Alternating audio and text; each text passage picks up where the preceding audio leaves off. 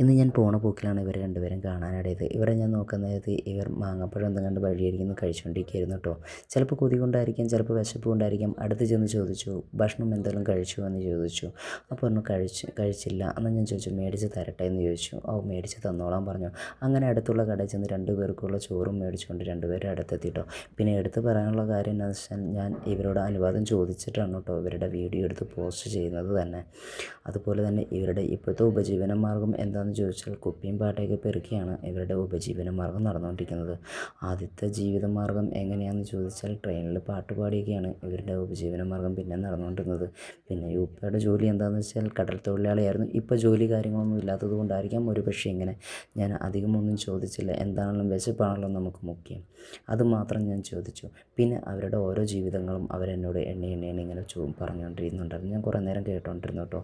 ഞാനും വിശപ്പ് ഒരുപാടും സഹിച്ച് നടന്നൊരു വ്യക്തിയായിരുന്നു. ആഹാരത്തിൻ്റെ വില എന്താണെന്ന് നമുക്ക് നന്നായിട്ട് മനസ്സിലായതായിരുന്നു കേട്ടോ. എന്തായാലും അവർ കണ്ടതിൽ ഒരുപാട് സന്തോഷം, സംസാരിച്ചതിൽ ഒരുപാട് സന്തോഷം, ഭക്ഷണം മേടിച്ച് കൊടുത്തതിൽ ഒരുപാട് സന്തോഷം. ഇനിയും കാണട്ടെ എന്ന് പറഞ്ഞ് അവർ എന്നെ അവിടെ നിന്ന് യാത്രയാക്കി കേട്ടോ.